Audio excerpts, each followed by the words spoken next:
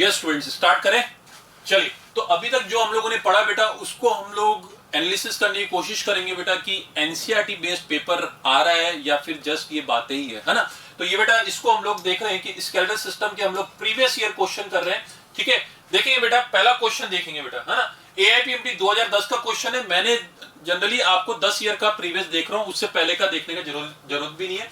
AIPMT 2010 का question है, which one of the following is the correct description of a certain part of normal human skeletal. Normal human skeletal में आपको देखना बेटा, इसमें से आपको करेक्ट ऑप्शन ढूंढना है। देखिए क्या बोल रहा है, फर्स्ट वर्टिब्रे इज एक्सिस। नहीं सर, फर्स्ट वर्टिब्रे जो होती है एटलस होती है, second vertebrae is the axis. गलत हो गया बेटा, फर्स्ट ऑप्शन मेरा गलत हो गया। The 9th and 10th pairs of ribs are the floating ribs. नहीं सर, वो फ्लोटिंग रिब्स नहीं होती है। क्यों? क्योंकि बेटा 11th and 12th pairs are the floating ribs. क्या होती है बेटा? 11th and 12th pairs are the floating ribs. बिल्कुल एनसीईआरटी की लाइन है, तो ये भी आपको गलत हो गया। Glenoid cavity is a depression to which thigh bone. बेटा थाई बोन नहीं होती है बेटा, कौन सी बोन होती है? ह्यूमरस। ह्यूमरस, अपर आर्म भी बोलते हैं बेटा इसको। यहां पे अपर आर्म लिखा होता या ह्यूमरस लिखा होता तो सही होता। तो यहां पे ये स्टेटमेंट भी मेरा गलत हो गया। यहां पे क्या होना चाहिए था बेटा? एसिटाब्यूलम होता। Acetabulum is a depression to which thigh bone articulate. वहां पे थाई बोन आर्टिकुलेट करती है, कहां पे? एसिटाब्यूलम में। कौन सी बोन में होता है? कॉक्सल बोन में होता है। किसका पार्ट होता है? पेल्विक गर्डल का पार्ट होता है। सब कुछ आता है हमको, ठीक है। तो यहां पे बेटा सीधे सीधे हमको फोर्थ ऑप्शन सही होगा, फिर भी पढ़ लेते हैं। Parietal bone, yes parietal bone बेटा, ये रही paired parietal bone, cranial bone होती है।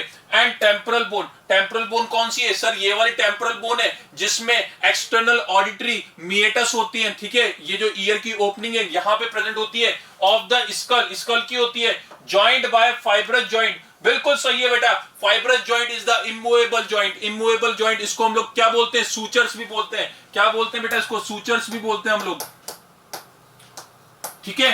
तो देखिए बिल्कुल बेटा एनसीईआरटी बेस्ड क्वेश्चन है, 2010 का क्वेश्चन है। सीधे सीधे इसका ऑप्शन जा रहा है फोर्थ। अब आ जाते हैं बेटा नेक्स्ट क्वेश्चन के ऊपर। 3 of the following pairs of the human skeletal parts are correctly matched with their respective inclusive skeletal category. One pair is not matched. इसमें से एक पेयर मैच नहीं है, जिसको हम लोग बोल रहे हैं नॉन मैचिंग पेयर। आपको आइडेंटिफाई करना है। एआईपीएमटी 2011 का क्वेश्चन है, देखिए बेटा। Malleus and stapes, yes, Malleus, stapes, incus is the ear ossicles। बिल्कुल सही है सर ये तो। Sternum and ribs, sternum और ribs एक्सियल स्केलेटल सिस्टम का पार्ट है सर, ये भी बिल्कुल सही है। Clavicle and glenoid cavity, this one is the clavicle. Glenoid cavity बेटा स्कैपुला के अंदर होती है, किसका पार्ट है? पेल्विक गर्डल का। नहीं बेटा, ये तो पेक्टोरल गर्डल है। पेल्विक गर्डल तो यहाँ पे हिप बोन जहां पे होती है, जिसके अंदर फीमर आर्टिकुलेट करती है। तो सर ये वाला रॉन्ग हो गया मेरा। इसके बाद में ह्यूमरस एंड अल्ना, ये रही ह्यूमरस बेटा। अल्ना अंदर की तरफ में होती है, रेडियस बाहर की तरफ में होती है। क्या बोला है? Appendicular skeletal system, yes sir. जो 120 बोन्स होती है, जिसमें pectoral girdle, pelvic girdle, fold limb और हाइंड लिम्ब सारे के सारे क्या होते हैं? एपेंडिकुलर स्केलेटल सिस्टम होते हैं। तो मेरा करेक्ट ऑप्शन क्या हो गया? थर्ड, क्योंकि ये रॉन्ग मैचिंग है, ठीक है ना। AIPMT 2011 NCERT based. आगे आ जाइए बेटा, वापिस से करेक्ट स्टेटमेंट। अगर आप नोटिस करेंगे बेटा, करेक्ट स्टेटमेंट के ऊपर काफी क्वेश्चंस आते हैं आपको, और वो कहीं ना कहीं मैच द कॉलम्स भी आपको ज्यादा दे रखा है ना। तो यहाँ पे देखेंगे माइस्थीनिया ग्रेविस, बेटा आप पढ़ चुके हैं मसल्स के अंदर। It is the autoimmune disorder which inhibits, बेटा ये चीज गलत है, which inhibits sliding of myosin filament. ये नहीं है बेटा। माइस्थीनिया ग्रेविस जो होता है, it will affects the neuromuscular junction which will lead to the fatigue, है ना। फेटिग होता है बेटा, मसल्स की वीकनिंग होती है ना। तो ये जो ये पॉइंट आपका गलत हो गया। करेक्ट स्टेटमेंट ढूंढना है बेटा। गाउट देखिए, अभी हम लोगों ने पढ़ा बेटा, है ना। Inflammation of joint due to extra deposition of calcium. देखिए एग्जामिनर ने कैसे कंफ्यूज किया आपको।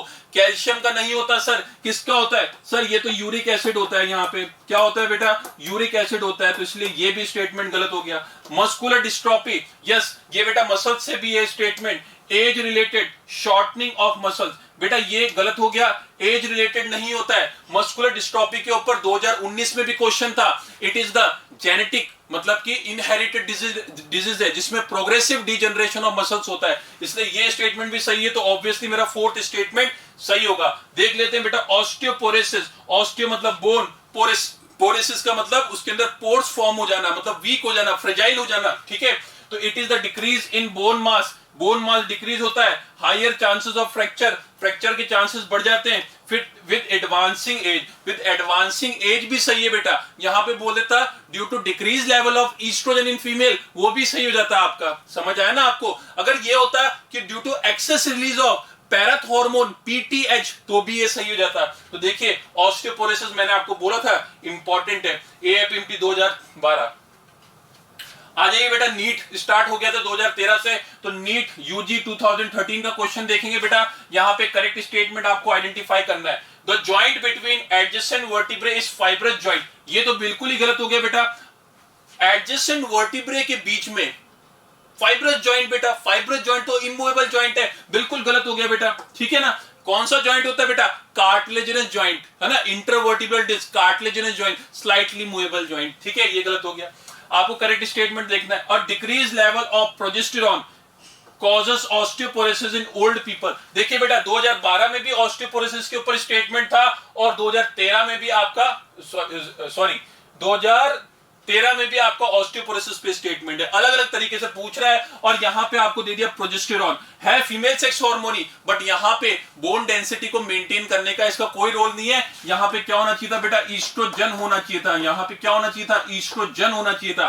तो ये स्टेटमेंट सही होता था, इसलिए ये भी गलत हो गया, ये भी गलत हो गया।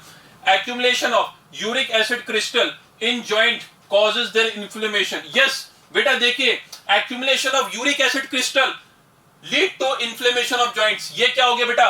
गाउटी अर्थराइटिस हो गया, या फिर इसको मैं सिंपली क्या बोल सकता हूं? गाउट बोल सकता हूं। ये स्टेटमेंट सही है। गाउट ना बोल के भी आपको गाउट की डेफिनेशन दे दी, आपको आइडेंटिफाई करना है बेटा। ठीक है ना? यहां पे देखिए the vertebral column has 10 thoracic vertebrae, बिल्कुल गलत। ये तो कोई बच्चा भी बता देगा बेटा कि 12 पेयर ऑफ रिब्स होती है, तो 12 क्या होनी चाहिए? थोरेसिक वर्टिब्रे होनी चाहिए।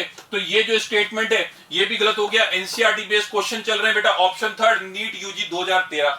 आ जाइए बेटा नेक्स्ट क्वेश्चन पे। एआईपीएमटी 2014 का क्वेश्चन है बेटा। Select the correct matching of the type of the joint with the example in human skeletal system।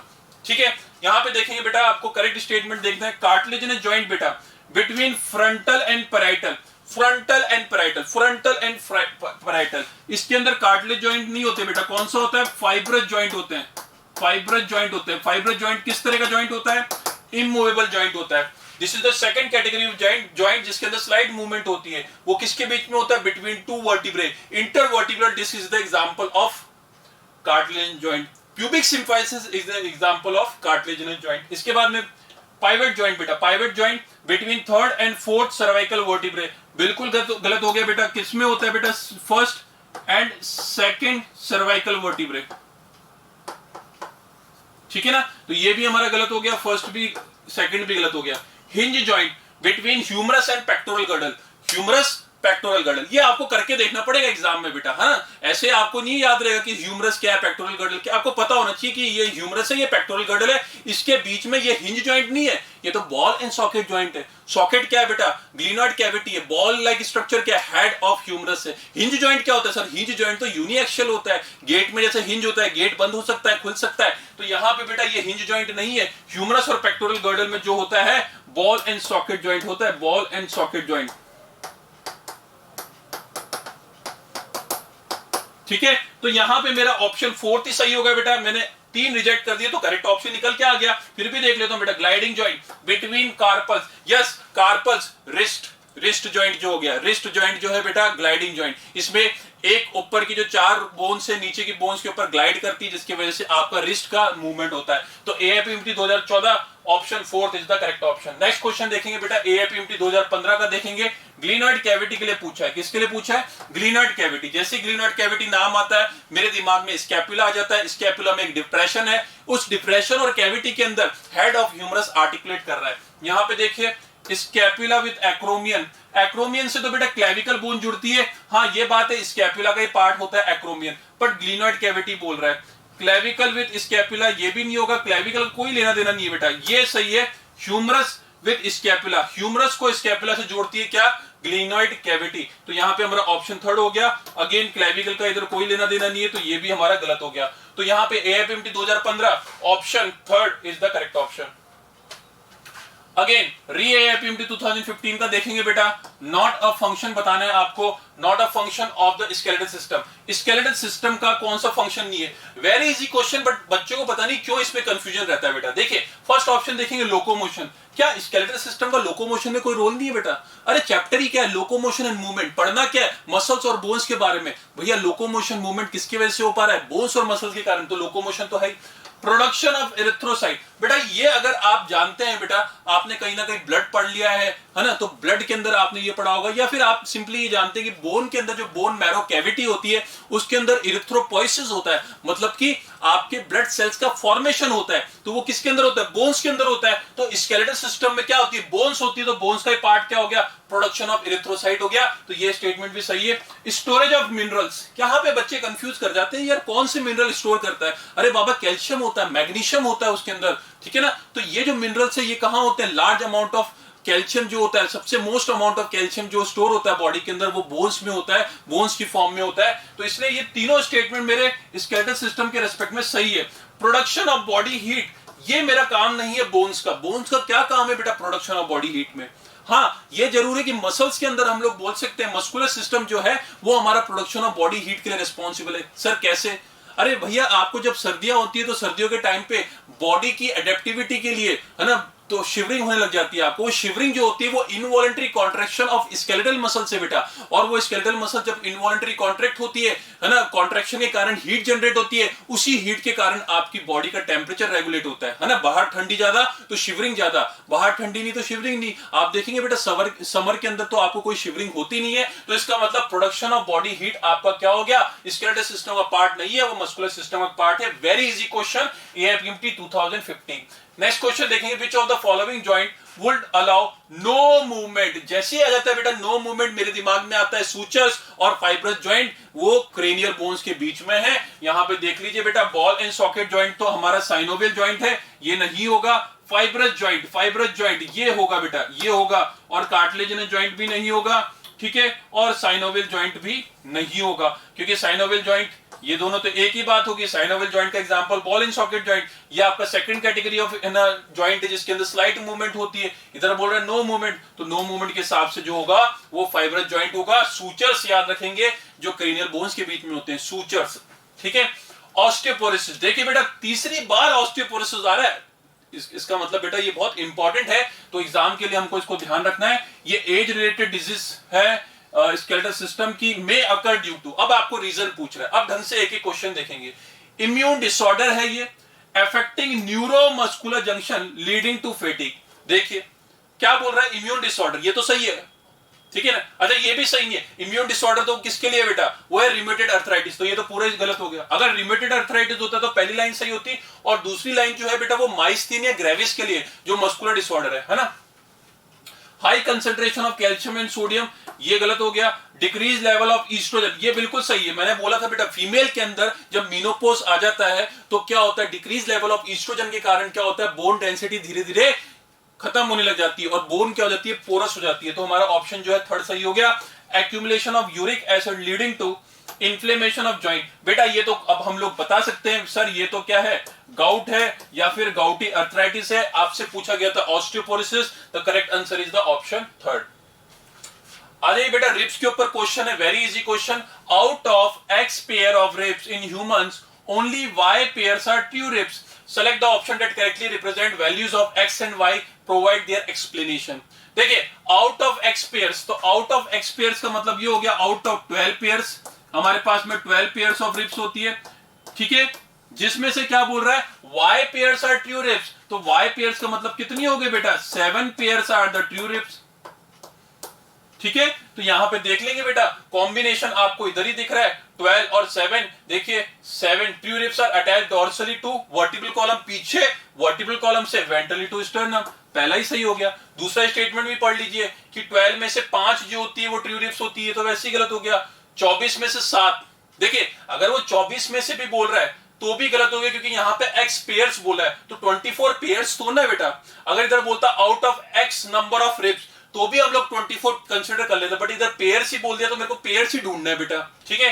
तो इसलिए ये भी गलत हो गया, ये भी गलत हो गया, और ऑब्वियसली ये भी गलत हो गया। यहां पे भी 24 और 12 बोल रखा है। Very easy question, AFMT 2017।